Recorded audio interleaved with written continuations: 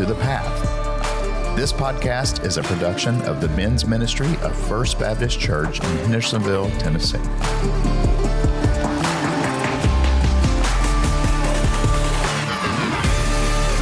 Welcome to the Path Podcast. I'm Jeff Tarkington. Our guest host, Foster, is not here today, but we're honored to have our guest, Dr. Chris Respass. He is the pastor of Antioch Christian Fellowship in Corinth, Texas. He is also the co-host of a podcast called the Church Resource Podcast with Lucas Pinckard, who was a guest on a previous episode. Just been talking a little bit with Dr. Respass. He has a very interesting background from what he did before he was a full-time minister and everything. We'll get into all that and his multiple degrees that he has. So welcome to the show, Dr. Respass. Brother Jeff, thank you so much, man. I'm honored to be here, brother. I'm grateful that you all invited me to be here, brother. So I'm blessed already. I do like the North Carolina hat. I've always been a North Carolina basketball fan. So let's go. Let's go. Maybe because Michael Jordan was there. That's it. He will always be the greatest basketball player. I don't care what anybody says. I don't care what they say either. I'm with you, brother. I am with you.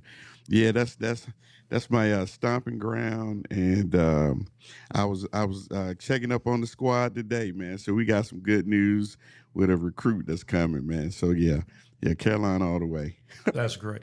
So Corinth, Texas, that's just in the Dallas-Fort Worth area. Yep. That's the Dallas-Fort Worth area, about 30 miles north of Dallas, 7 miles south of Denton. For people who have heard of University of North Texas, they had a pretty good football season this year. So, more folks out of the area may hear about it. But yeah, I call it far north Dallas. That's great. Actually, we were talking about my brother went to University of North Texas before he went to seminary. So okay, and they were not good at football back then. So, but they were good this year, and they had a good basketball team also a couple years ago. Sure did.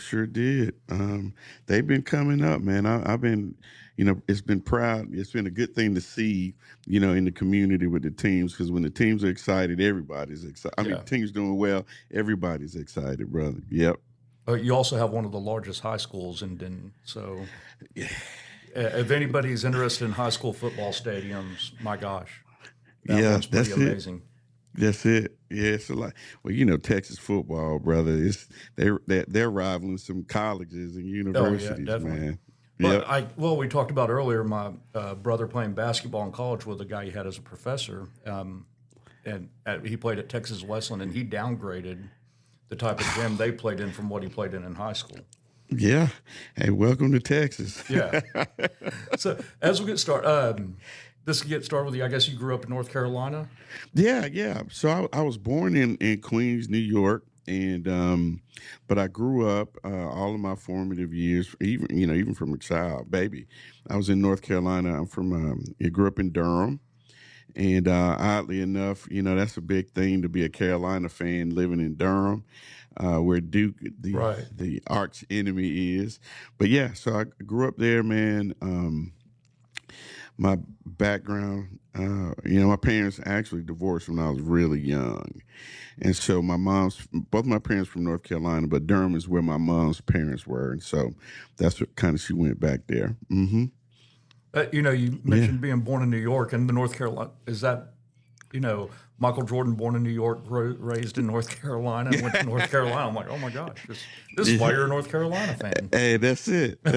Too many similarities, except I'm like a foot shorter and I can't play basketball. So you end up in Durham, North Carolina, being a North Carolina fan instead of a Duke fan. That's right.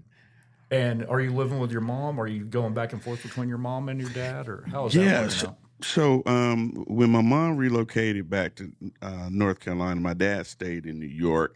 So I literally grew up with my mom, and by circumstances, most of the time I either was, communicating with my dad over the phone or summer visits, because his mother was his mom and dad were in North Carolina as well. So sometimes on holidays we'd rendezvous there at his parents.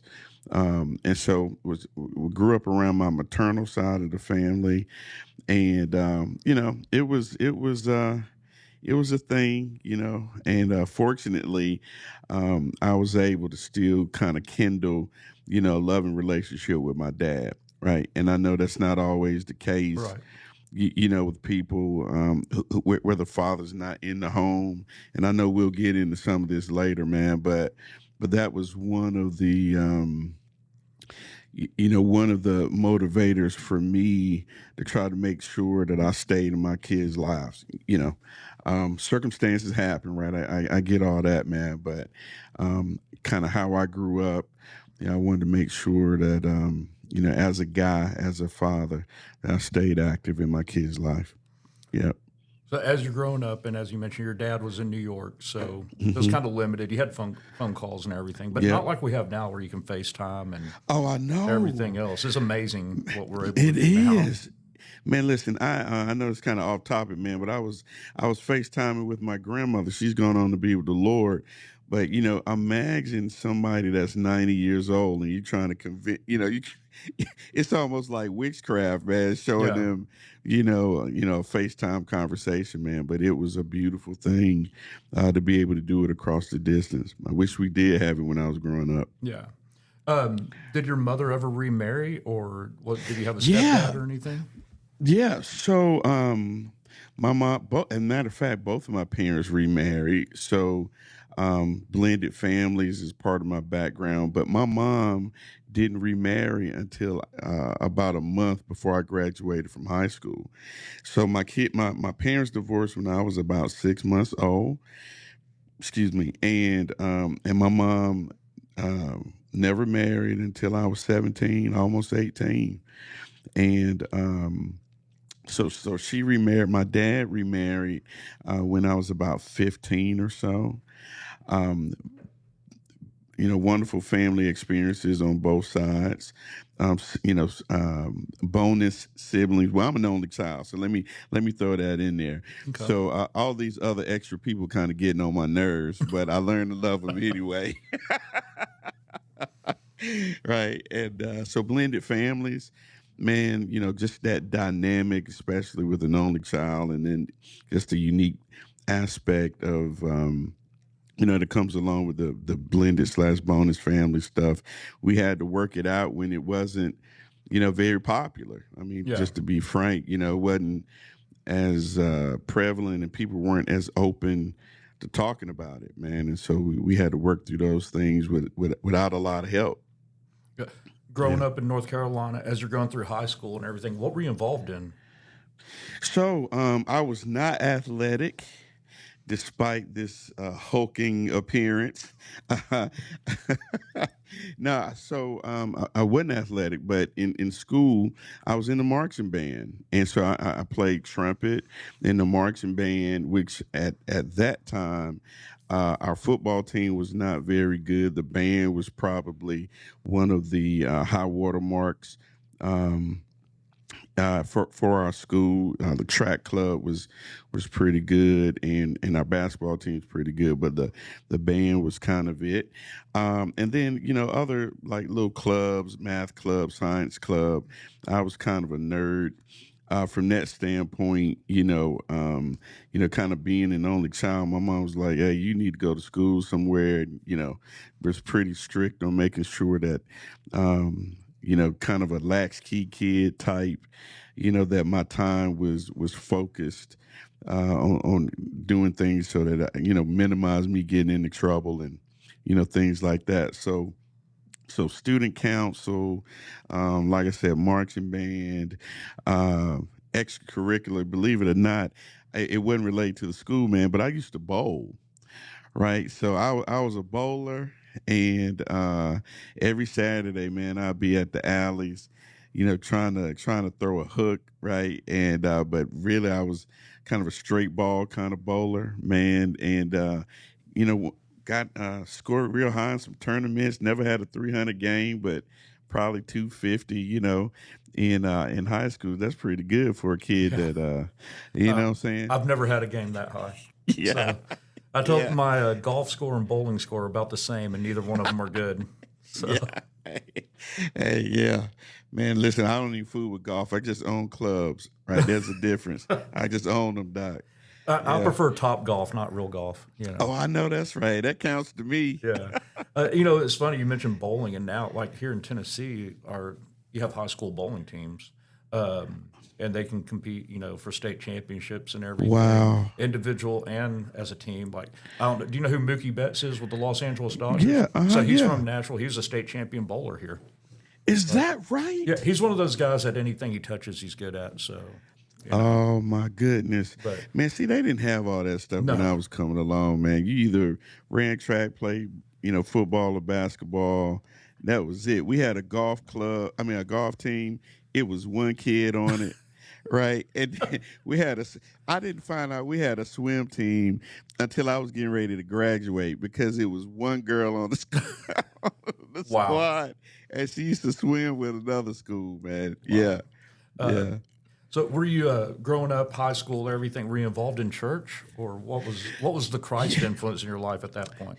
Yeah. So, I was blessed in that my family had a strong Christian background, very diverse Christian background, but a strong one. And so, my earliest memories as a child, I grew up in a house where, at a time where nearly every believer had a Bible open, the Psalm 100, the Psalm 150 or something. Was it the big, And huge Bible it was that sat the on the big, coffee table or yes, somewhere that you never coffee really table. used?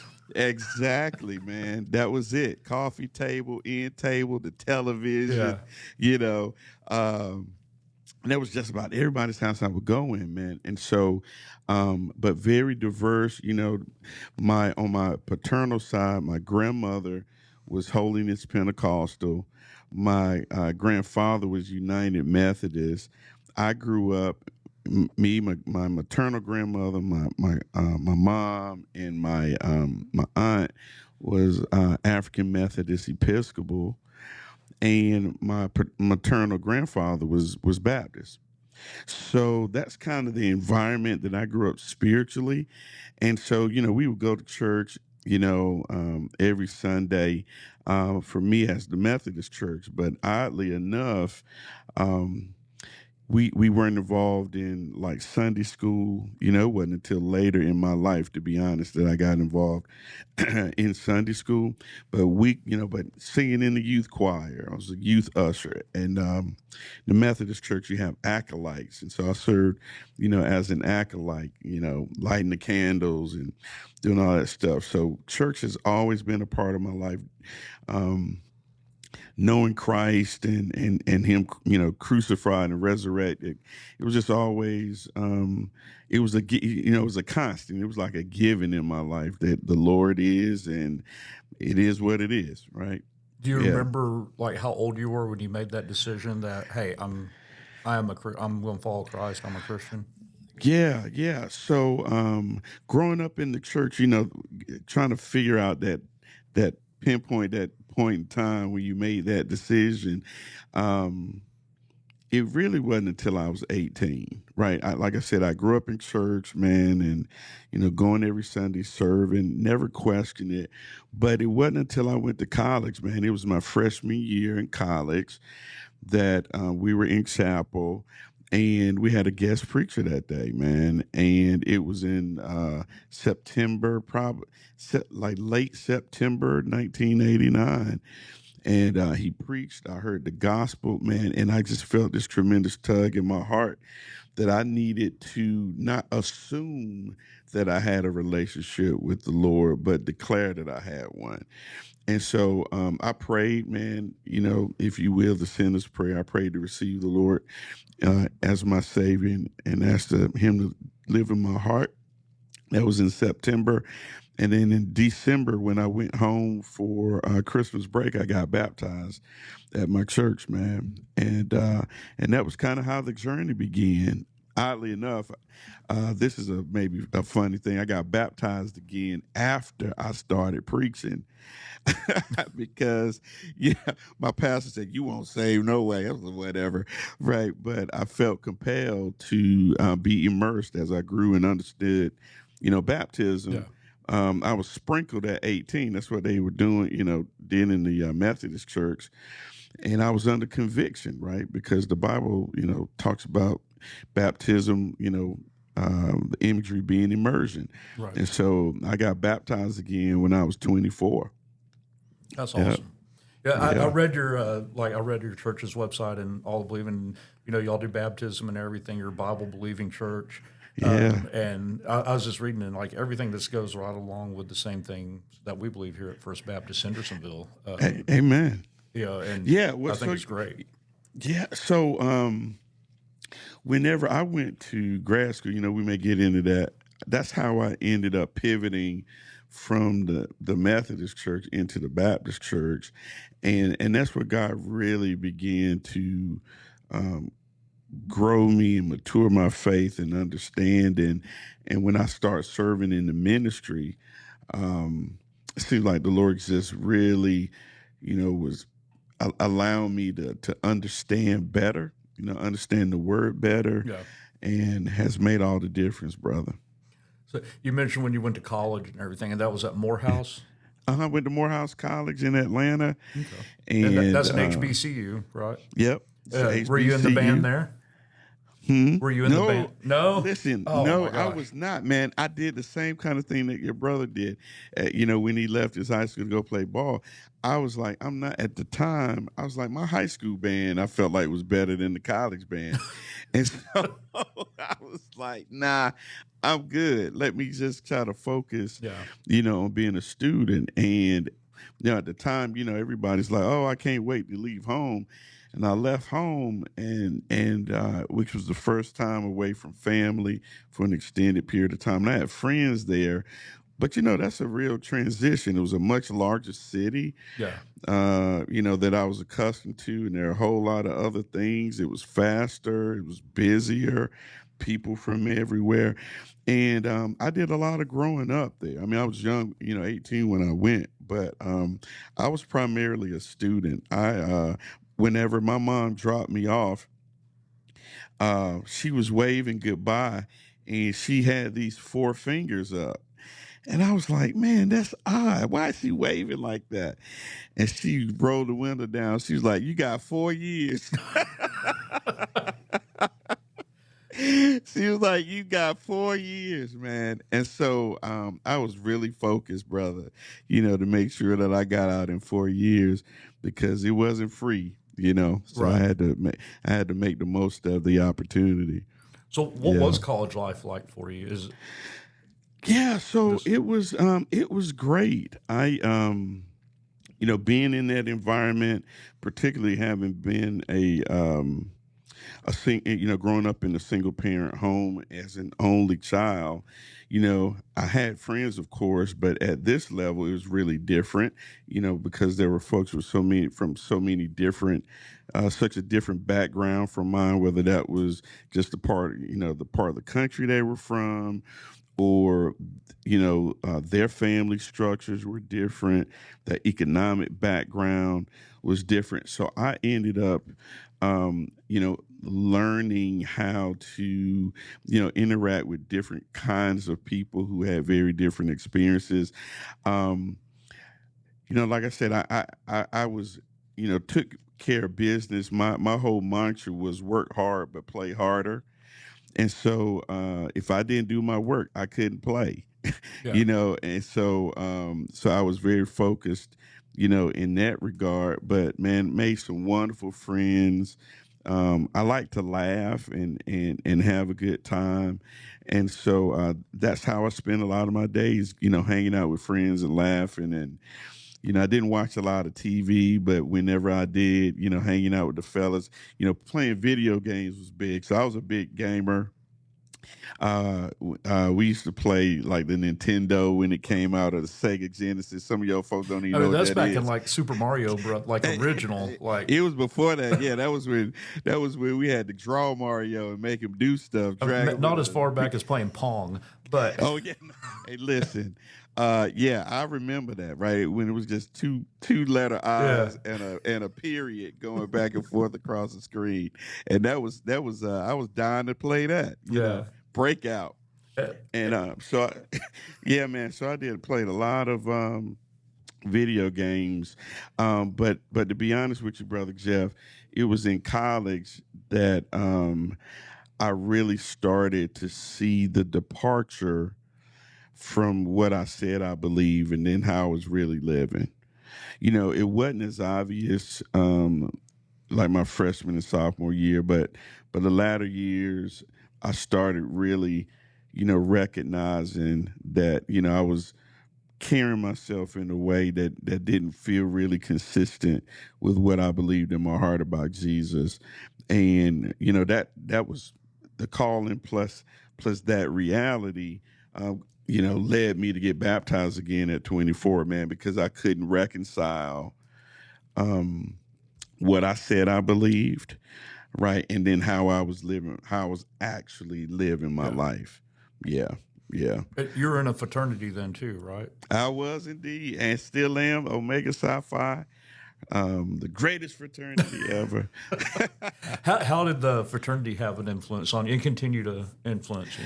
Yeah, so most, the motto for our fraternity is friendship is essential to the soul, and that has proven to be true over the years, and certainly then, again, not having siblings, right? Having, being in an organization with folks that are like minded, that were focused on academics, and it wasn't it's there's was Christian influence. A lot of the guys, were believers in Jesus Christ, but it was really having a friendship and if you will, a kindred spirit.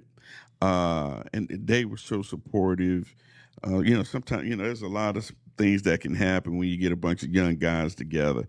But being on campus, particularly at Morehouse, guys were involved in student leadership. They were, you know, um, in the hard sciences degrees. I ended up graduating Phi Beta Kappa, right? So they were trying to make sure I was doing everything to keep my grades up and being academically focused and stuff like that. And so it was really encouraging to be in an environment, especially not being an athlete, right? But being in an organization where men we're encouraging each other rather than being in competition with each other, right? Guys are gonna be guys, right? So Yeah. we're gonna wrestle and tussle and play and do all this kind of stuff, man. But to be in an organization and in a group where you have men who are kind of on the same path but are encouraging each other rather than setting potholes and pitfalls for each other, man, that warmed my heart. That really um kind of helped me settle, that it's Yeah. okay, to struggle because other folks are, but you're not struggling by yourself, and you got folks behind you, man, that are just really committed to watching you succeed and helping you achieve the goals that you have set for yourself. Yeah. I didn't get my degree until I was well into my 40s, and so Okay, let's go. my schooling was online, so totally different than going to campus. So, but my wife, she went to University of Tennessee, and she was in a Okay. sorority and stuff. I didn't realize about it. Like, you hear all the stories, and most of them are not true, Right. but it can really be a positive influence because stuff Indeed. I didn't realize was hard. Like, you had to maintain a GPA, and probably the same Oh way with yeah. your fraternity. And if not, you're not going to stay in that fraternity. That's right. So That's that right. is a great, positive influence it can have on a young person is, you have that connection with others, but also there's rules that you're having to abide by. You have to maintain your GPA. You have to do community service That's projects and right. all that kind of stuff. That's right. She has no association with hers anymore, really. But Oh yeah. yeah, Yeah. Yeah, and I don't know, and this is maybe a weird question, but it seems like the African American community stays more involved with those organizations than the others do. Than others. Yeah, we certainly do. And when you establish these friendships in college, right? And let's just be honest, you don't have to be in a fraternity to have Right. friends, right? You don't have to be in a sorority to have friends. But when you do, and you're intentional about spending time together, and like you said, doing community service projects, lamenting over exams by studying together and doing class together, you end up creating these unique bonds. And in my case, they've lasted out 30 years, 35 years now. And we call each other line brothers because we're all line, kind of came through at the same time together. And so there were 15 of us. I got 14 other guys, and we literally talk and we FaceTime. We're all across the country, and we're keeping up with everybody's kids. It really is a positive. It really has been a positive experience for me. Not to mention the networking aspects from others who are in the fraternities and sororities. Yeah, Yeah. so it's been a great experience for me. So you graduate college from Morehouse, and then I guess you decided you weren't done with school. Man, listen, I couldn't run, I couldn't jump, but I figured out how to take notes pretty good. Yeah, you know. So I ended up going to law school, and which was a huge twist and a shock, for my parents, because when I went, everything that I'd done, man, leading up to going to college was about medical school. I really wanted to be a doctor. And I love science. I love medicine. It's just got a grip on my heart. And that was part of why I went to Morehouse, aside from friends being there and just the reputation. They were very active in getting guys into medical school, right? And so I get there, man, and ended up kind of having a change of heart, not about medical school, but about what I was focusing on. I wasn't focusing on people. I was thinking about money. I was thinking about the kind of lifestyle that I thought I would live. And of course, you need money to eat and all that. But I just didn't feel like somebody in medicine should be looking at it from that perspective, right? Right. It really should be about helping people. So I pivoted my degree into banking and finance. So I was a business major with the concentration in banking and finance, but I didn't trust lawyers. Right. And I wanted to be an entrepreneur. Right. I felt like if I was going to be in business, at the time there was a show that came out called LA Law. Right. And I just didn't trust lawyers, man. And I felt like as a business person, I needed to know what the lawyers knew so I could decide whether or not they were giving me good information and not good advice or not. So I ended up going to law school, man. I ended up going the University of Texas at Austin School of Law, man, and kind of shocked everybody, even myself, because I never was a very strong reader. And one thing about law school, you got It's a to lot of read reading. a lot. That's right. That's right, man. That's right. So I ended up going to UT, the other UT, right? Right. UT So how did you Austin, end right? up there? How did you go from North Carolina to Atlanta, and now you're going to Texas? How did that So let happen? me. I did the faded thing. I said I would. Well, first of all, let me take a step back. When I graduated from high school, my parents used to work for a telephone company called ZTE, which eventually was bought by, I think, Bell Atlantic, and became what we now know as Verizon. Yeah.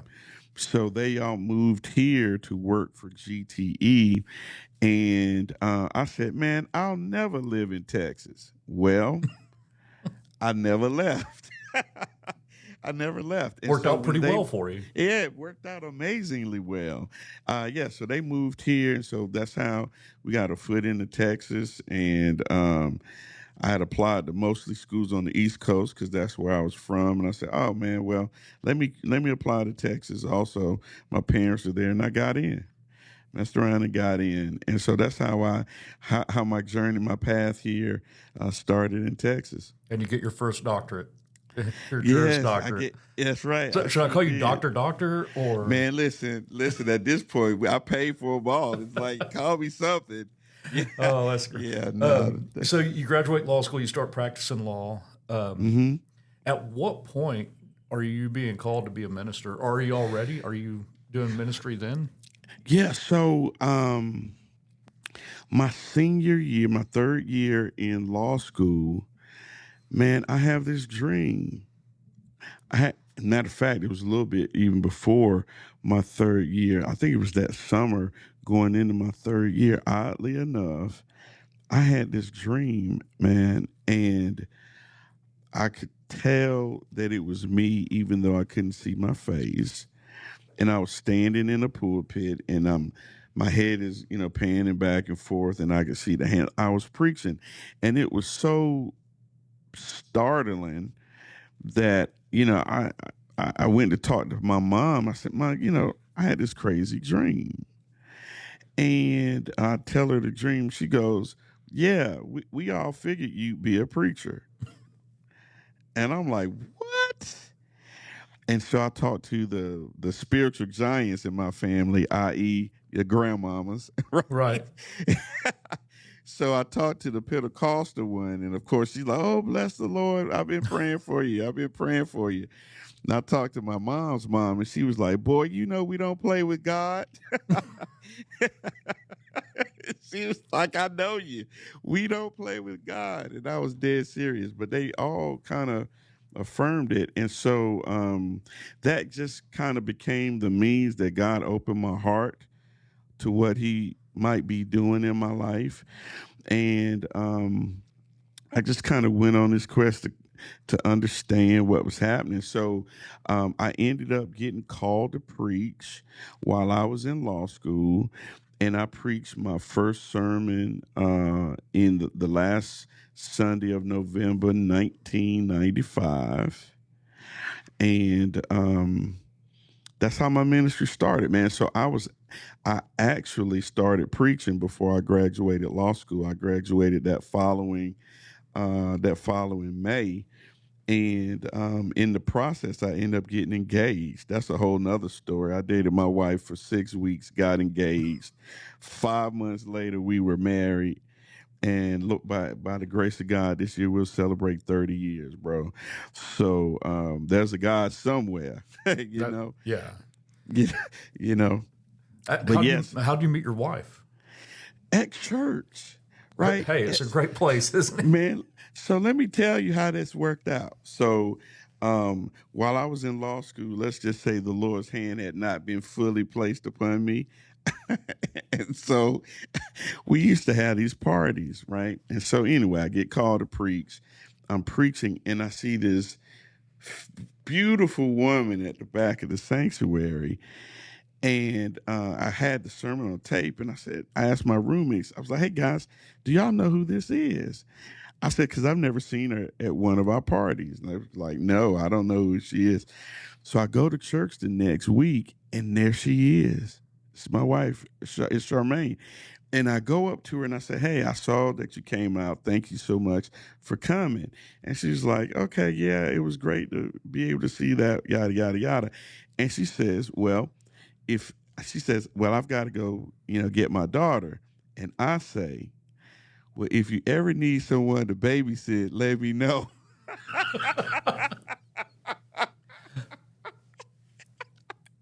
Yes. I, and when it came out of my mouth, I was like, "You have got to be kidding me." And she looked at me and she said, "Okay." Well, needless to say, she did call me to babysit, but that became, how we connected, man, and that's how we met. It was crazy, man. It was crazy. So, okay, it kind of goes together with this. My wife hates this story. So like I said, I was married before. So my wife, and it's not scandalous. It sounds like it is, but it isn't. My wife was my babysitter. Okay. So, I'm like, "Hey, you were your wife's babysitter." But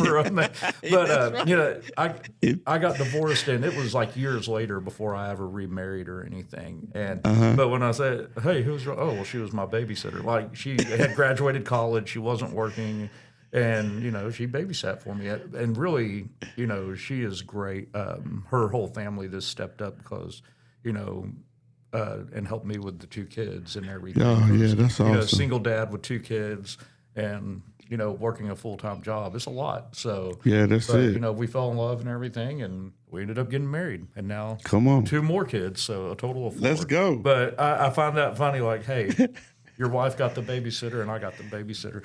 That's So- right. That's what's up. That's what's up. You mentioned you were preaching, and Mm-hmm. it just came to my mind. Can you tell, like, there's a difference in preaching and pastoring a church? Yeah, it is. What is that? What is that like for you?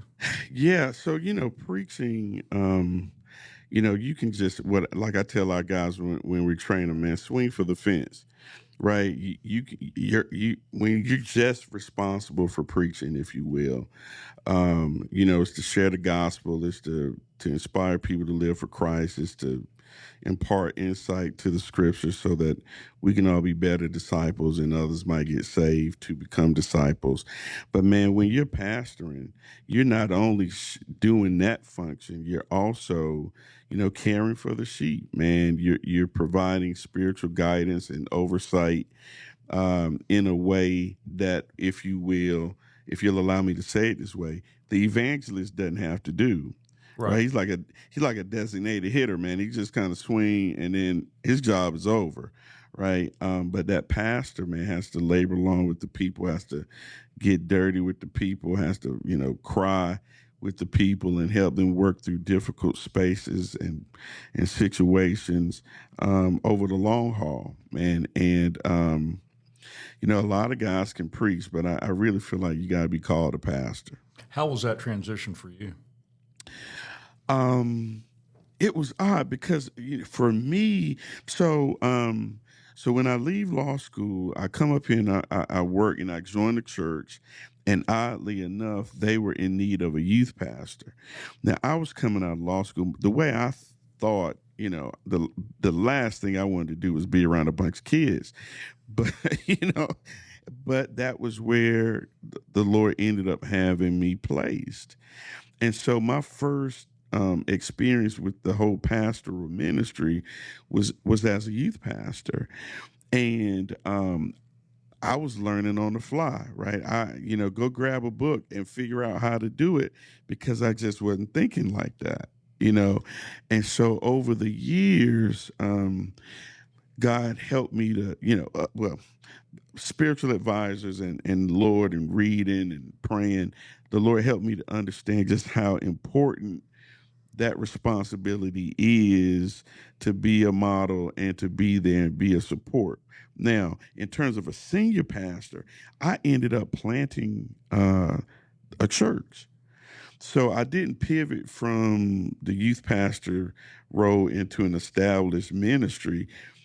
I kind of came in, almost like the Apostle Paul, right? It's like I left being a youth pastor to bam, now I'm the guy because I'm a church planter. And for a while, it took some time for me to really see myself in my heart as a pastor. I was performing the pastoral duties, but to be honest, it took some time before I really began to see the people, if you will, like sheep. Yeah. Right. And it was like one Sunday, man, the church is relatively established. It's, 4 or 5 years old. The Lord is growing it at whatever pace he saw fit. And man, I'm sitting in the pulpit, man, and it's like it clicked. It was like, these are God's people, but he's entrusted them into my care, man. And I just started loving them. You know what I'm saying? I just started, you care about people, but it's general, but it was like a unique kind of love. Like these are my kind of people. Yeah. Love. Did that change how your church was in? And I guess that's where you're at now, right? The church you have now? Yeah, I'm still there. Yeah, it's been 23 years since we planted it. I think it did because, I was young. I was 31 when we planted the church. So I was young, man, and I had, sometimes it was zeal with no knowledge. I had a calling and a vision, and I was, overprotective of the vision, which made me rash in some ways, not as patient as I could have been, Yeah. you know, and it seemed like, and it's probably easier to do that whenever you don't have a deep emotional connection with the people that you're leading. Excuse me. And but man, when that switch, flipped, and I began to see the people like sheep, and I think along the same time, they stopped calling me pastor and really started to believe that I was their pastor. That's when things, it seemed like, if you will, that that canopy of naivete kind of came off, and God was then able to, if you will, move us to a kind of a next level or a next phase in terms of what He was doing in the life of our church. So Yeah. when you plant your church, are you still practicing law at that time also? Yeah. We planted the church, and I was still practicing because that's how we had to eat. Like the church Right. didn't have, we didn't have any money. I think a lot of people don't realize there's a lot of smaller churches or plants, and your pastor is still having a full-time job on top of the full-time job of That's right. pastoring a church. That's right. That's right. And at that time, I went to Southwestern for my master's, and so what I actually paused my master's in order to plant the church. It was just on me, that heavily, to plant the church. And yeah, at that time there was no, yeah, let's raise $100,000 and plant the church. I mean, we started with $150. you know 50 of that was to incorporate, in Texas, and the other 100 was to open up the bank account, for the church. And so, yeah, so I was practicing.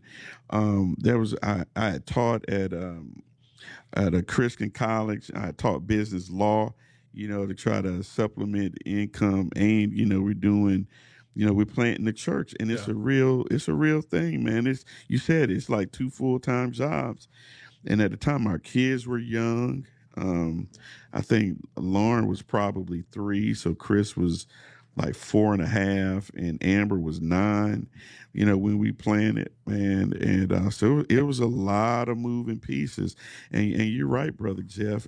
There are a lot of, the expectation is that, the churches have a full-time pastor, but when he's bivocational or Right. co-vocational, sadly, they're giving to the church, what's left over from the demands of, their primary position. And that's not to throw any shade or to disparage anyone. That's just the reality of it. And the fact that God gives, bivocational pastors, all pastors, but certainly bivocational pastors, special grace to do what they do and Yeah. have the physical wherewithal to bring it about, man, is just another testimony to the goodness of God. Where were y'all meeting when you planted the church? Yeah, so we met twice in my home. And then the third meeting, we started meeting in this wedding chapel. And it was such a beautiful unfolding of God's grace shown toward us. Because what happened was, in our area there wasn't a lot of storefronts, and there was this wedding chapel, and my wife just happened to stop with our 2 younger kids one day. They were, toddlers, and talked to the owner, and the owner was like, "No, I'm not having anybody else in my wedding chapel. I had this church in, and they started to sabotage my building, and were saying things that I didn't agree with. And I decided I was not letting anybody use it." But anyway, he was cordial enough to show Charmaine around. Well, by the end of the tour, they go back to his office, And he said, you know what? The Lord is telling me it's going to be okay. And so he says, tell your husband to come by and let me meet him and we'll see. Now, this is back in 2002. Man, I go to meet this brother, Christian guy. I go to meet him and he says, you know what? Here's what I'll do. I'll charge you guys $50 a Wednesday. I'll charge you $200 a Sunday with no contract. So, brother, we were paying $250 a week to meet in a fully furnished wedding chapel. So it was beautiful. We didn't have to haul chairs. We didn't have to haul sound equipment. It had a keyboard in there. It literally had everything except a baptismal pool. And man, I know beyond a shadow of a doubt that God's hand was in it. But because of its aesthetic and it didn't require that labor like so many church plants have to do, because that setup is where you lose people. Oh my God. Yeah, I've seen that's why I asked that, because you'll see church plants, they start off like in a school and they're having to bring in screens, musical instruments, set up chairs and everything. And at first it's going strong. You have volunteers helping, and then it ends up being, it's you and your wife. That's putting everything up and taking it, and it wears on the marriage. It wears on that church, and that's one of the reasons you see a lot of them. They don't sustain. They can't, man. Because so we met in that building for 5 years. Do you hear me? Now, can you imagine? So we started in 2002. We built our first building and moved in 2009. So if you could imagine having to pack up and move stuff for 7 years. That is miserable. Man, that's what it is. Yeah. That's what it is. And that's and listen, and there are countless guys who and congregations that do that. Yeah. That do that. And it's, again, God's grace on display, because it can be discouraging. Like you said, the burden that it places on the pastor's family. People, have the option to support or not support, but the pastor and his wife obviously feel called and committed to it, so they don't have that luxury, if you will. Yeah. Man. And so we, by God's grace, we were able to avoid that, man. And so from the third time that we met, we were in a facility. And just at that time, that was $1,000 a month, but it was no contract. Yeah. It was no contract, man. And it was like that all the way until the end. That's amazing. This based on some of the stuff you've said already and the amount of work you're doing. How did you balance?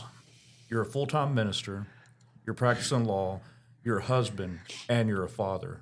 How was that balance? Do you look back at it now as like, how in the world did we do this? Or is there times like it wasn't a good balance and things got off kilter and you had to fix it?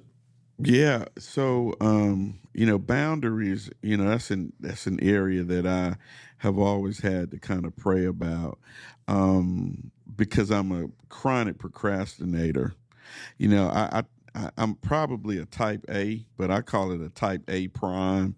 Like, whatever the deadline is, I'm going to get it done, right? And it's going to be top, but I'm probably not going to do it when you think I need to.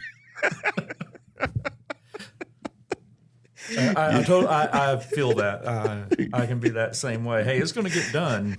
It might not be done 2 days early, but it'll be done by that deadline you gave me. Hey, that's right. That's right, man. And so, whether that's leisure or whether that's, in doing the ministry when I need to be doing the home life, I really had to work on that. And sadly, there were times when my wife probably had the shorter end of the stick, because of my upbringing, as in a single parent home, my dad not being in the home. I had committed myself early on to doing whatever it is that I needed to do to be in my kid's life. And especially with us planting and then me kind of going to grad school at the same time, I decided that they didn't need to feel that pain, right? Experience that. So there were a lot of times that whatever I did with my wife, it would be much later in the evening. When I studied, I would study from 9 p.m. to like 2 in the morning, so my kids wouldn't feel that. And so my wife goes to bed early, so I would just suck it up, Yeah. right, and hang out with them. And then when they went to sleep, I just pay the price. So you're just So tired all the time. all the time. Yeah. I was, yeah, and so trying to navigate that was hard, because you want to do a good job. Bible says, whatever you do, do it as unto the Lord. And so you pastoring people, and you can't talk to them during the day because you're at work, or doing things, and then at night is when you're with your family. So there were always these odd moments, and I learned to carve out time and just protect it. Like, no matter what's going on, I just got to protect this, this time, because one of your kids are going to grow up, you can't get it back, and God forbid if you burn a bridge or a support beam or something, it may be hard to try to repair that, or it may take a while to try to repair that. Yeah.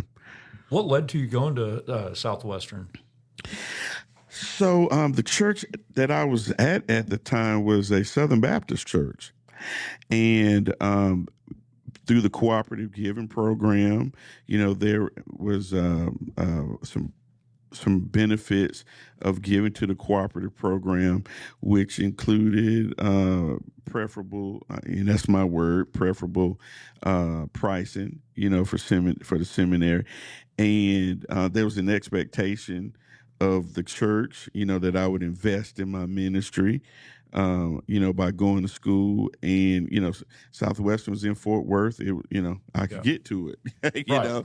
Because there wasn't no online study in there, brother. No. You had to go to the classroom, Yeah. And so I ended up going to Southwestern, and it was a good experience for me. Now, I went when Dr. Hemphill was the president of the seminary, and at the time there was an emphasis on church planting and international missions. Right? I remember my first chapel. Half of y'all are gonna be missionaries. The other half of y'all are gonna plant churches. The rest of y'all, we don't know what y'all are gonna do. Right? And I was like, I don't want to be a missionary. I don't want to be a church planter. And I ended up being a church planter. Yeah. So the person I recorded with, not the last episode, but the episode 4, which hasn't come out yet, he's actually going to Southwestern, but through Texas Bible College. That is at Southwestern now. He's 21 years old, and he's doing that. He lives in right outside of Fort Worth. So he tried to go in there in person, and it didn't work out because he's like, I go to class, and I have this long break, and I'm close enough to go home, but then I'm just driving all the time. So, that's right. But he's doing that. He's doing the online version of Texas Bible College, which that didn't used to exist. So you can get your bachelor's there now. Used to, you could only get your master's or your doctorate. That's right. So when I went to get my master's, one of my good friends was in the first class of that Bible college, right? Like when they were inaugurating it, trying to get it started. This was probably back in, I graduated in 2007, so this was like in the late 90s that he was going. And so that was such a blessing because, you had a lot of people that were in the ministry who, let's say, for example, were military men and women, and didn't have the traditional,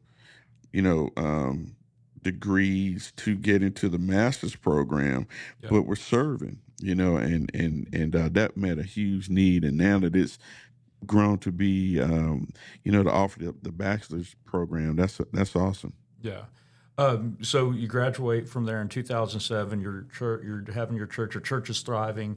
At some point, you decide, you know what, I need to go to school again. I can't get enough. Yeah. So this is when you become the Dr. Squared. You get your doctorate from Dallas Theological Seminary. Yeah. How was that program? Did you enjoy it, or? I did. So there was about a 15-year gap between, because once I got out, I was like, Lord, I done been to enough schools, right? I'm tired of going. I told my mom to go back a little bit. When I got engaged, I told my mom when I'm getting ready to graduate from law school, yeah, I'm gonna go to seminary. My mom was like, you a lie, you going to work. Well, you're going to do both, That's it, yeah. And so I took about 15 years because when I was tired, man, I was just tired. I've been in school my whole life, and so I was tired. The ministry was fulfilling, but it can be taxing sometimes. My kids were getting older. I could pay the price when they were younger because they were asleep. Now they needed me around, especially during those teenage years. But as this is happening, I started to really recognize, man, I don't really know. I'm such an independent kind of guy. I mean, I was a bowler, right? I don't. Yeah, you're on a team, but it's really Yeah. me and the pins. You know what I'm saying? And so I was like, man, I don't know that I really know how to manage and lead people, right? This stuff that I'm doing is just kind of in me, right? Kind of an innate thing, coming out. And I felt like I really needed to have a better handle on how to do this ministry thing. And that's kind of what sparked it. And looking back over my life, I'd always been in some kind of leadership capacity, whether I'm the president of the youth ushers or I started a little club with my friends and you need to tell us what to do, right? So this leadership thing, has always been a part of my experience. And so I ended up going to DTS for my D-Min with a focus on church leadership, church health, and church multiplication. And that's kind of where my heart was. And so, oddly enough, this is a little tidbit. Didn't always appreciate the ministry of Dallas Theological. Because when I was in law school, man, I had never thought about being a preacher, right? I didn't know about liberal seminaries and conservative seminaries. That just wasn't my world, that wasn't my world. And I'll never forget, I had a conversation with a recruiter for DTS, and they just said something that kind of irritated me. My pastor had gone to a seminary, and the comment was something akin like, oh, if you would consider going there, you would never consider going to DTS. Right. And I didn't even have the bandwidth to even understand why that was even a thing. Yeah. But it just didn't sit well with me. And so it was kind of comical that the Lord would bring me back to that program, for my doctorate. And it was humbling because, I ain't going over there. Well, yeah, you are. Yeah. And it ended up being a wonderful experience. For me personally, as well as, the information that I received. And I was able to meet your brother's teammate. Yeah. That's hilarious. Yeah, which is crazy. Yeah. Yeah, I'm going to go back a little bit because, like you mentioned, you grew up, you didn't have a dad in the home. You talked to your dad and everything, so it wasn't like he was totally absent or anything. You see him and his family and stuff. But was there any... but you didn't have that man in the day-to-day life as you grew up. Yeah. Was there anybody that you look back at and like, hey, this was a guy that really kind of was there that I looked at? Yeah, it was, that's a great question. So probably, it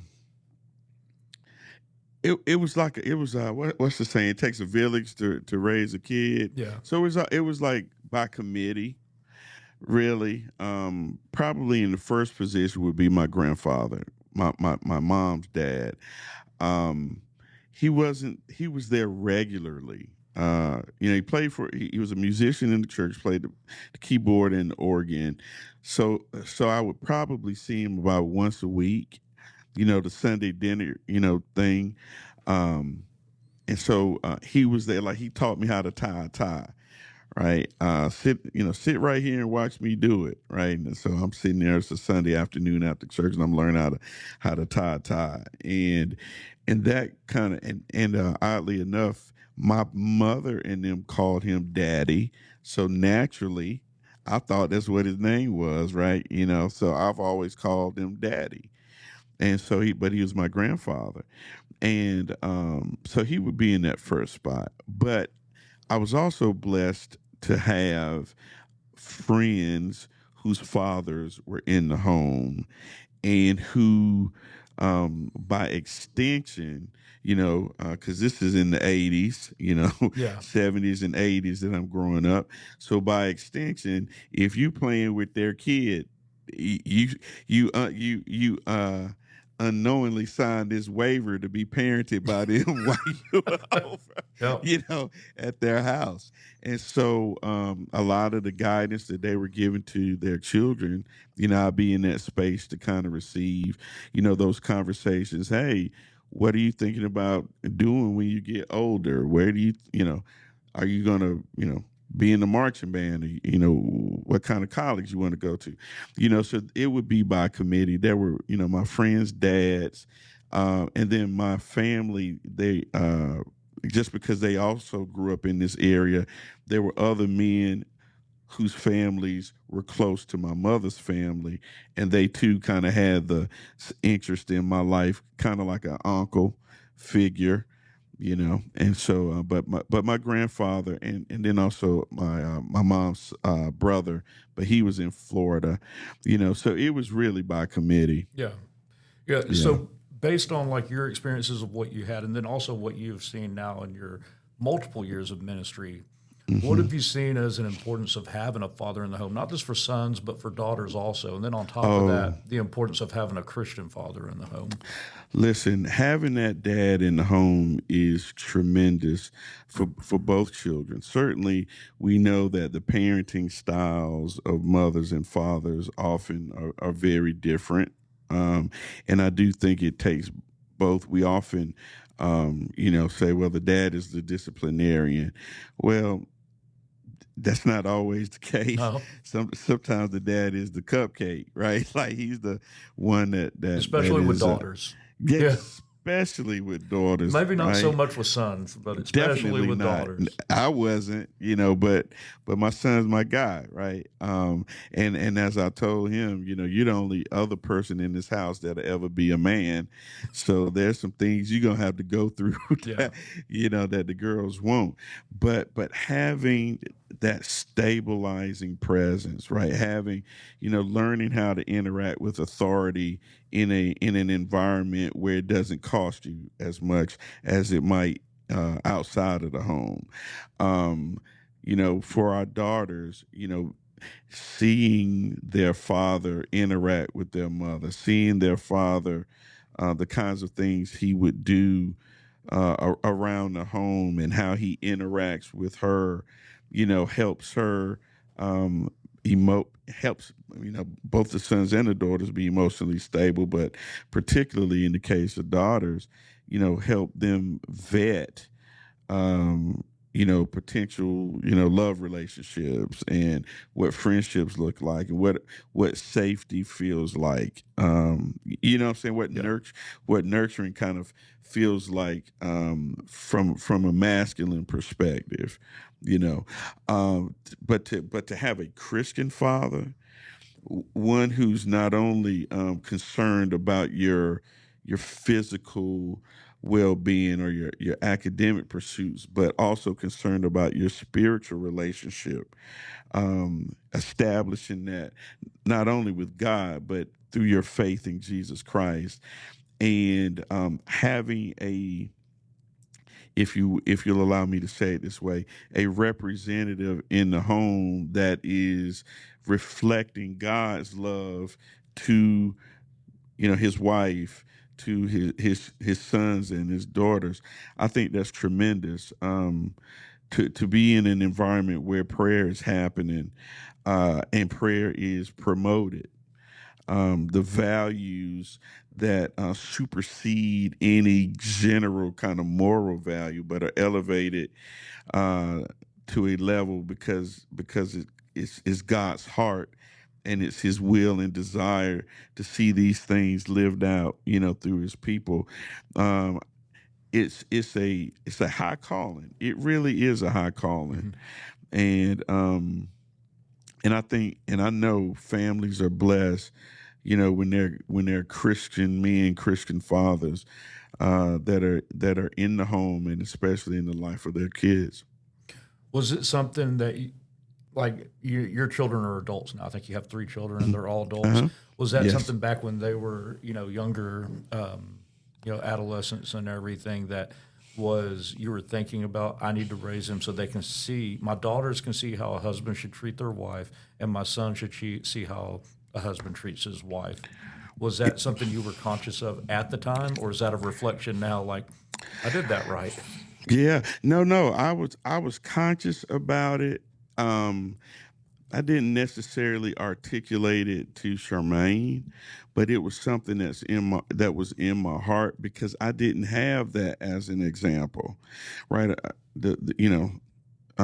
Shamedly, I say, I learned how a man interacts with a woman by the conversations outside the home with other fellas, Which aren't who are always the best. which definitely aren't always the best, and the stuff you see in movies and on TV, Yeah. right? And so, frankly, divorce was a pernicious reality in my family. Everybody was divorced on both sides of my family, except my paternal grandparents weren't divorced, and my uncle and his wife. But my maternal grandparents were divorced. My mom, both my aunts were divorced. And so I didn't have an immediate example of married life, right? And for my friends, many of whom did have both of their parents, I was never in that context very often to see it. And so when it came to my home, in the back of my mind is, okay, I gotta treat Charmaine in such a way so that my son is not disrespectful of women. And my daughters need to see how a woman interacts with a man, and a man with a woman, even when they disagree. Yeah. Because you're going I to mean, disagree. Yeah, oh my goodness. Listen, yes indeed, And so it was in the back of my mind, but it wasn't often, I didn't articulate it, but it was something that I was very conscious about, just because of my own experience. Yeah, listening to your the church resource podcast you do with Lucas, and then also you talking about the leadership that has really kind of been, it almost sounds you're a natural leader. Yeah, but you focus on that, and I believe in one of the podcasts you talk about, or multiple ones that this comes up, where you talk about the leadership y'all have at Antioch, and there's a what is that program? Yeah, so we call it our Antioch Leadership and Training Institute, and it's one of the vehicles that we use to prepare leaders, for service in the church. Whether that's identifying and onboarding them, but it's really in the training piece. Matter of fact, we got a leadership meeting tonight after we hop off. But that's there's a dearth of leaders, right? We need more leaders, and we need men and women who lead with God's heart, Yeah. and not so influenced by the ways of the world. And so this training institute combines, an intentional approach to developing men and women, particularly for service in the church, and then also investing in that ministry, in their ministry development, whether it just be from the leadership side, or if it's ministry specific. Our mission, our vision at the church, if you will, is is to go, grow, sow, and to overflow. And that sow piece is to train pastors and leaders. We sow by training pastors and leaders. And just from the inception of our church, we've always had, pastors, and it just seems like God has given us this opportunity to really play a part in what he's doing, at least in this area, in this aspect of his kingdom, the church's work, is to help train folks. And so we've kind of done some unofficial internships where pastors from other churches have come over and spent a year with us, just trying to see how we do whatever, and let me kind of guide them. So yeah, that Antioch Leadership and Training Institute, man, is just our way, man, of trying to pour into people so that they can do great things for God. Yeah. And I'm sure you and Lucas have talked about this, and he's big on leadership. And of course, he does the show with JP, who's part of Echelon Front. And I really like their material. I've read all their books, and it's funny. I was reading at the same time. I think I was reading Dichotomy of Leadership, which I don't know if you've read that or not. I haven't read that one. It's the follow up to Extreme Ownership. Okay. And I was going through Dichotomy of Leadership the same time I was doing Men's Fraternity. And I'm like, this stuff's saying the same thing. Yeah. One is, Dichotomy of Leadership is not giving you like scripture-based stuff, but Men's Fraternity is. It's saying the same thing. And I'm like, really, all the good leadership books, you can really find the same examples in the Bible. It might take a little bit longer. You can't just go to, find it quite as easy. But, man, there's such good leadership material in the Bible. It's just taking the time to find it. That's right. Listen, it's hard to miss all the leadership. I mean, even if you just, perhaps for me, I love David to death, but when it comes to pastoral leadership, I look at Moses, right? But there are all kinds of accounts that you can use, to make analogies with what you're doing. And you can just kind of, work through their decision making and see how leaders, who do things well and how that pans out versus, you look at the kings, who seem to just fall off the wagon all of the time. Yeah. And you see the effect that it has on the community and even in their home life, when they're, if you will, bad leaders or leaders who are straying away from God in their service. Yeah, in those books from Echelon Front, and then in Men's Fraternity. In Men's Fraternity, it talks about the paradox principle, where you have to die unto yourself to live a life for Christ. And in Extreme Ownership and Dichotomy of Leadership and the other ones, it talks about how our biggest enemy is our ego.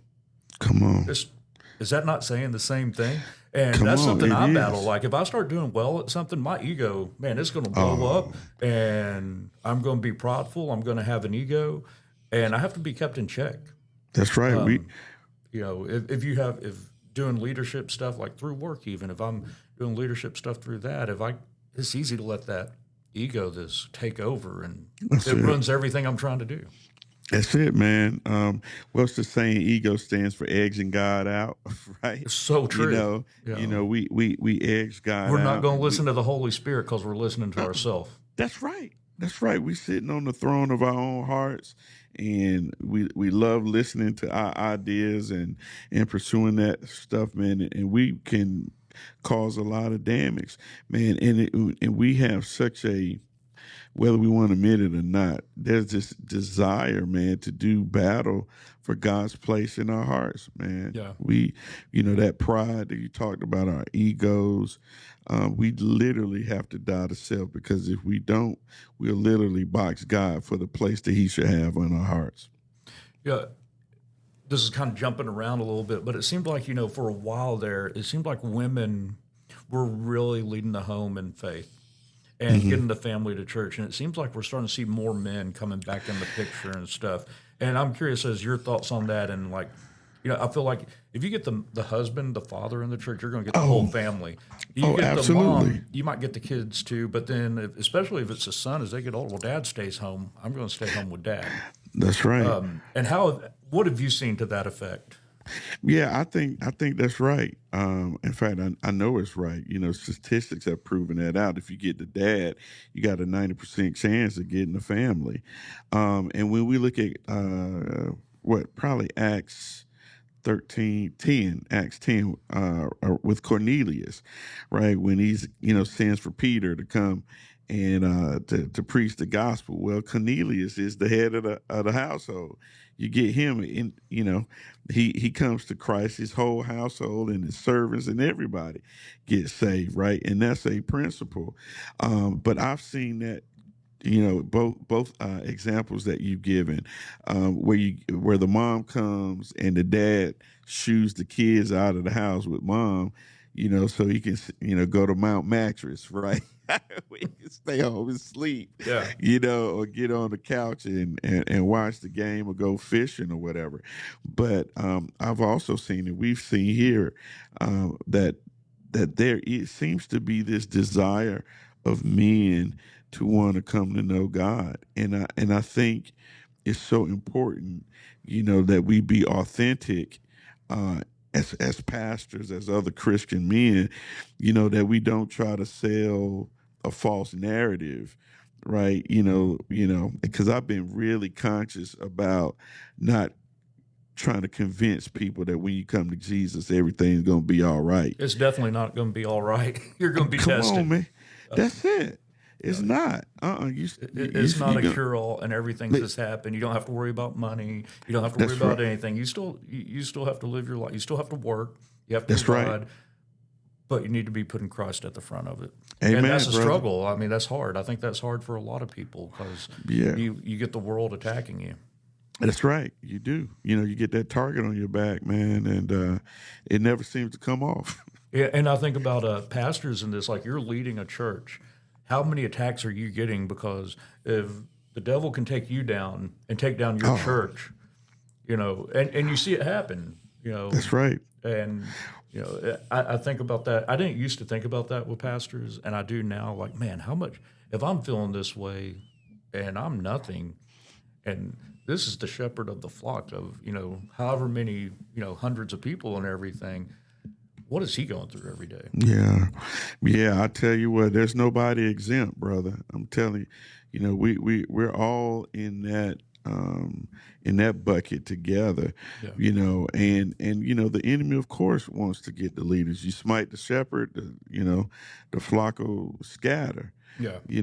And so, we got to be mindful. That's why integrity as men is so important, man. We got to be the kind of guys that, the same guy when somebody's watching as we are, the same guy when nobody's watching as we are when somebody is. Yeah. Right. Yeah. And I looked at like your staff. I saw y'all have a men's minister on staff and everything.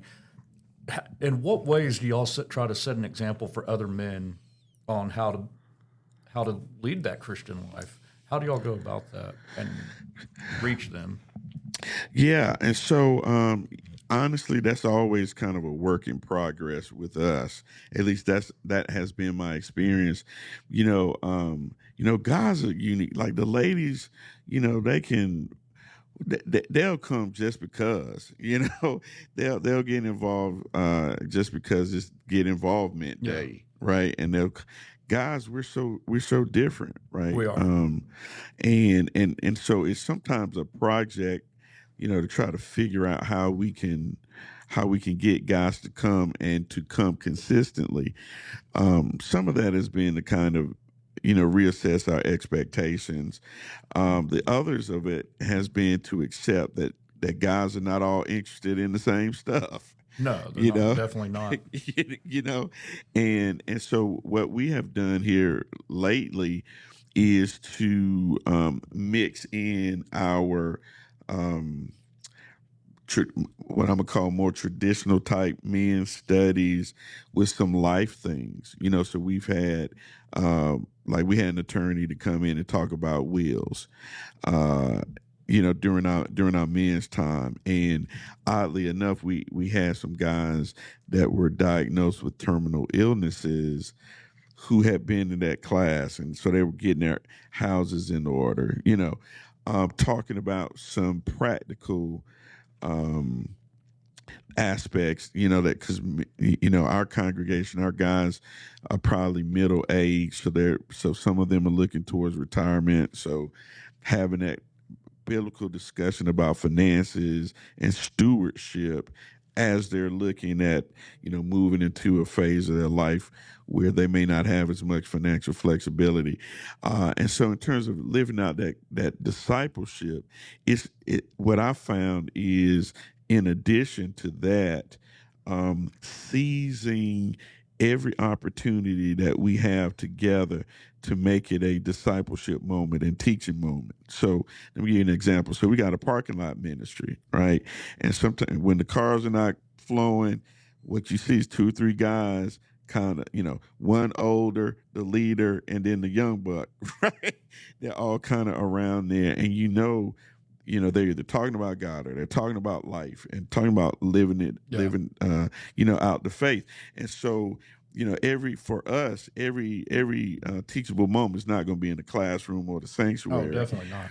You know what I'm saying? That's not how we do it. We got guys who love to barbecue.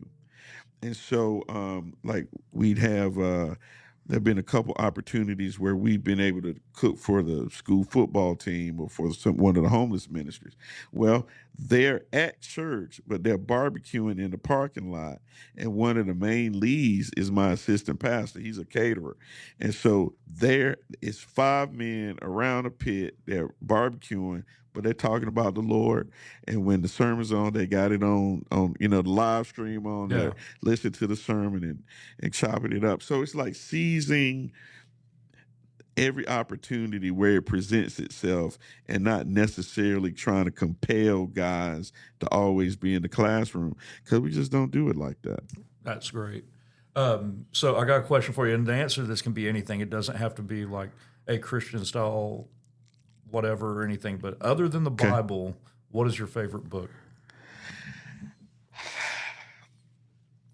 So other than the Bible, my favorite book is Fresh Wind, Fresh Fire by Jim Cymbala. Why is that my favorite book? It's because of prayer. Fresh Wind, Fresh Fire. Much like reading, was always an issue. Prayer is always a challenge for me, right? I'm not the guy that can, go into my prayer closet and pray for an hour. I'll be thinking about pot roast and Tar Heels basketball and them guys barbecuing in the parking lot. Hey, if they got some brisket, hey, that's it. I'm down with it. That's it, man. But that book really deeply impressed upon me the marvelous things that God does and will do when we pray. And probably a close second to that would be the autobiography of George Mueller. And in the same vein, it was about prayer. It was George Mueller, the autobiography of George Mueller.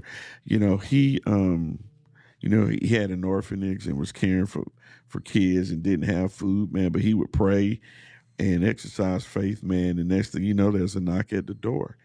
And so I think those books have resonated within my heart just because they helped me to see that God is real. I already knew that, but the fact that he answers prayer, that just kind of inspires me to make sure that I keep prayer an active part of my life. Yeah. If you would have told me back when I was in high school, I would have read the books I have. I say, you're crazy. I hate reading, but I do Audible. I love Audible books. Hey, that's right. I find myself when I sit down and I sit there and try to read a book, I'm falling asleep pretty quickly. Yep. But Audible books, they keep me interested. They work, like if I'm working out and trying to do some cardio, it's better for me than music because I'm taking myself I'm getting out of my head on the cardio type workout, which I hate, and I'm Right. getting lost in whatever book I'm listening to. Oh, that's good. And I like that more than music if I'm doing any kind of workout now. Okay. So, what is your favorite passage from the Bible? Um. Wow. There's so many of them. I think Colossians 1:28 is. Matter of fact, I got my Bible right here. I think law school ruined me from the Bible memorization. I just know where to go find it. Right. I don't have to remember the law. I just The need to go Bible app find it. really makes that easy. Yeah. Oh, yeah. That's it. You tell I'm old. I'm still turning pages, right? But here we preach. Hold on for a minute. Colossians 1:28. Let me read this. That's the Baptist part of me. Let me pull this Bible out. Here we proclaim, warning everyone and teaching everyone with all wisdom, that we may present everyone mature in Christ. Right? In the King James, I think it starts, him we preach. Right? you know. And because that, for me, that's a reminder of the business at hand. And we're not preaching Chris. We're not preaching the latest, Right. fill in the blank. We preach Christ. Him is him. And that keeps me grounded so I don't lose sight, of the assignment and who is the superstar, right? Who is the focus. So I'm Yeah. going. This is not something I planned on asking, but this since we were talking about you had your hard copy of the Bible, and I was pulling up my app right now. Yeah. So our lead pastor, his name is Bruce Chesser, and then our senior associate pastor is Bruce Raley. So I just call them the Bruces.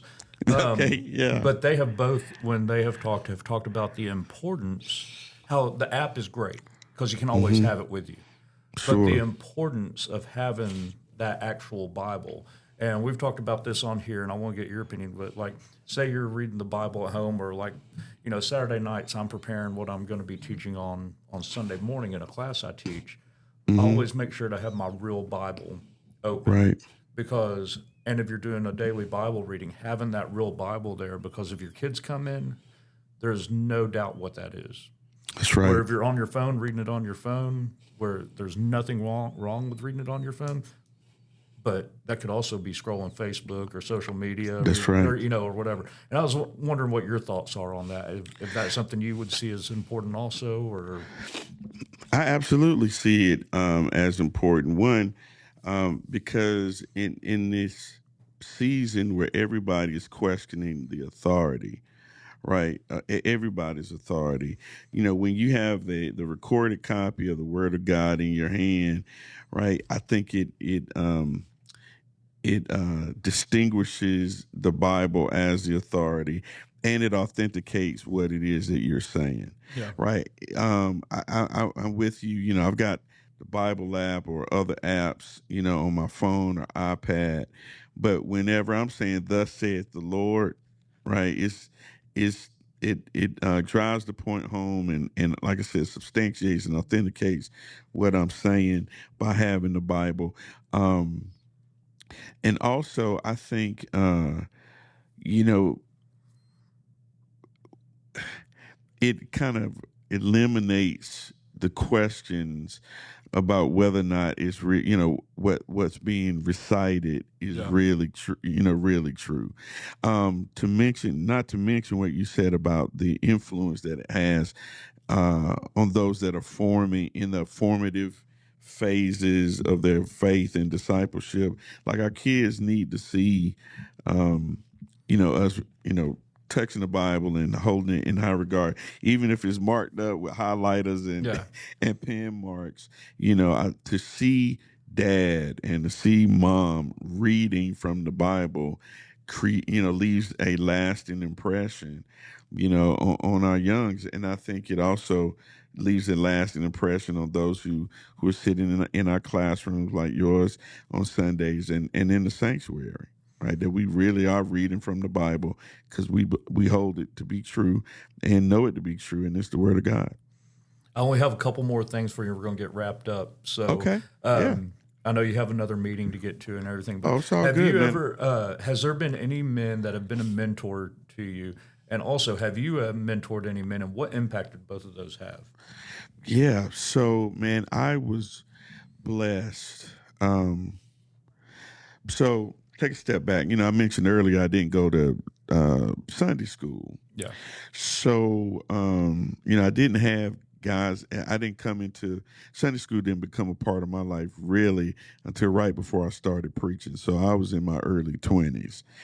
And so then when I became a youth pastor, my pastor of discipleship, what did they call minister of education? At that time, I think it was my minister of education became one of my best friends. And watching him do his ministry and then spending time with him pouring into me, as the text would say, iron sharpening iron, he became really instrumental in my life in terms of how I've grown, as a Christian man, lovingly challenging me, on my perspectives about things. And when I say challenge, wasn't aggressive, it was, questioning me so that I could take inventory of why I felt what I felt and believe what I believed. And, him, his name is Larry. I meet with him now. We've been friends forever, but I have breakfast with him every first Monday of the month.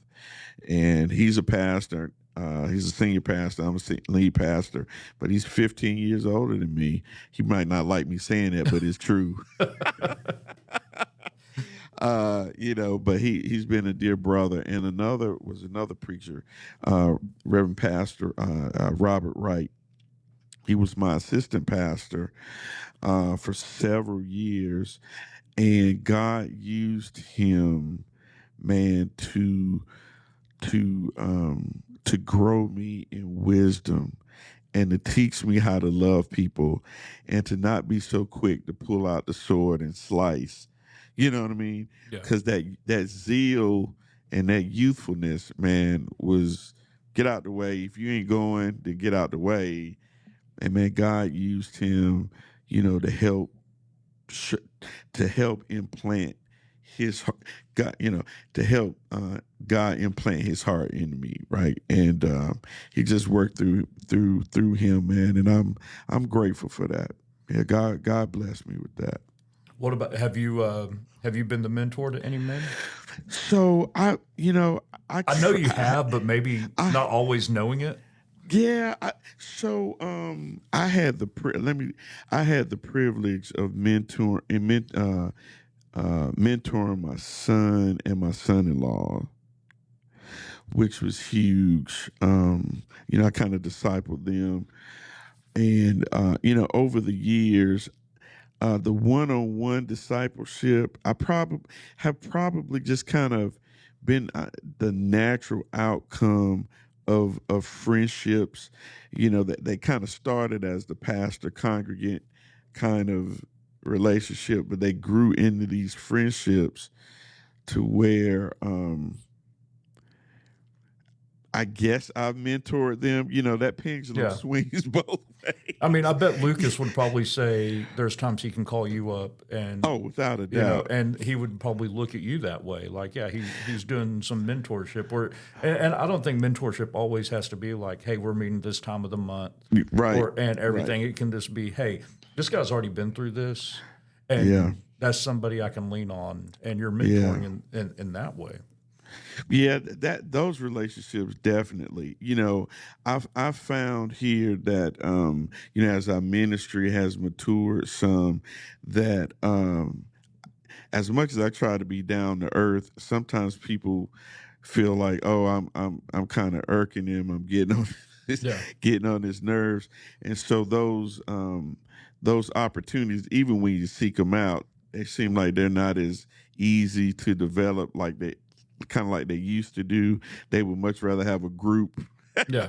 If I'm gonna be in it, rather than that kind of one-on-one, man. But you mentioned Lucas. Just that relationship has been incredibly, incredible blessing to me. I've told him to his face how proud I am of him and how much I've learned just by doing our podcast together. I guess I'm the old man, out of the deal.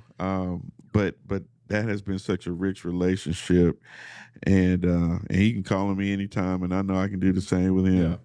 How did the Yeah. podcast with it? And again, the name of that podcast is the Church Resource Podcast. I know it's available on Apple. I'm sure it's available on all podcast platforms. How did that come about?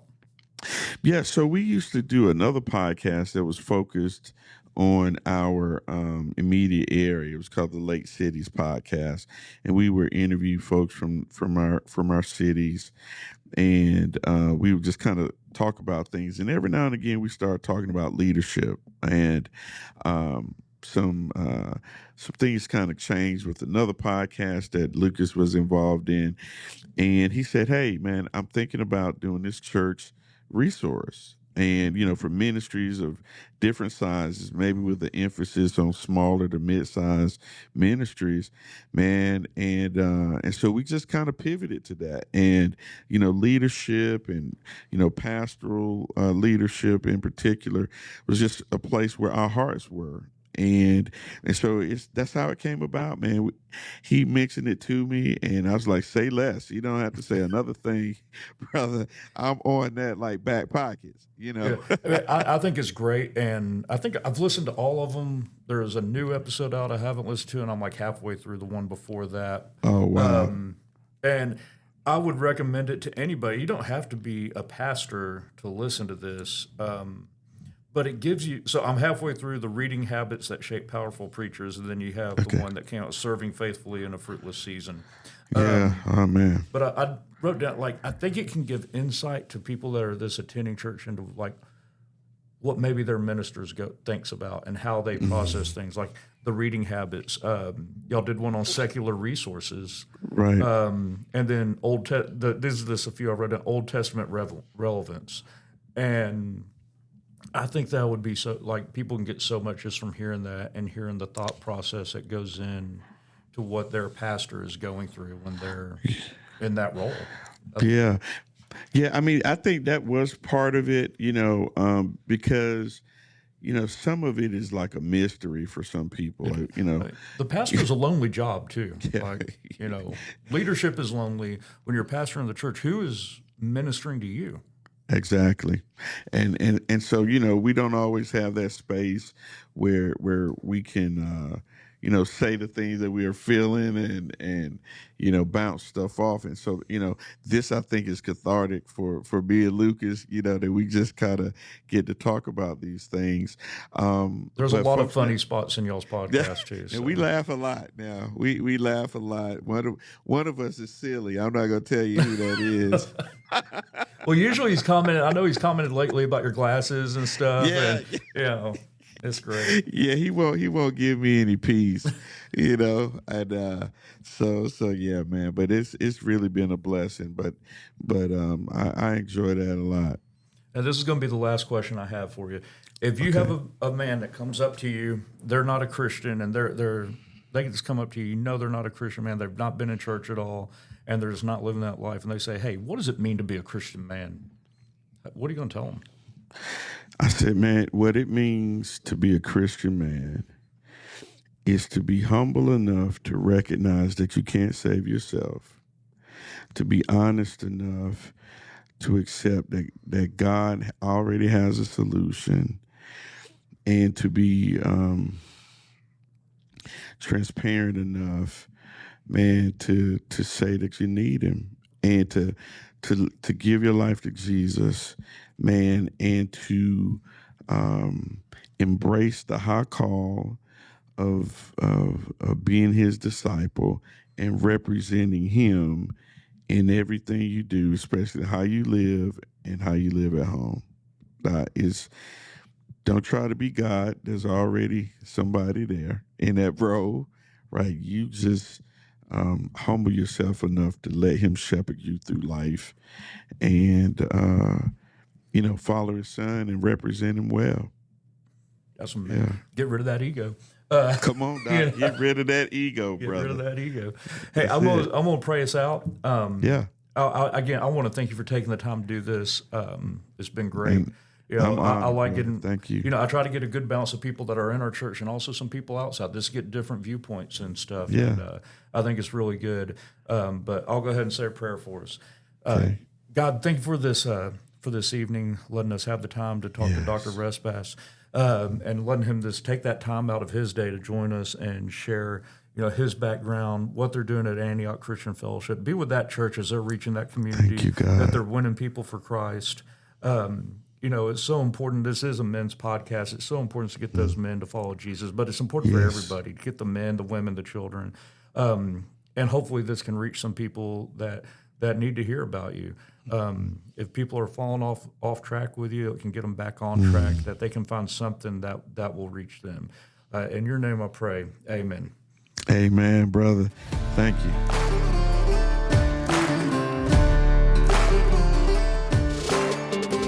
Thank you for listening to this episode of The Path, a podcast production of the men's ministry of First Baptist Church in Hendersonville, Tennessee. For more information or if you have questions, please visit our website at FBCHville.com. That's FBCHville.com.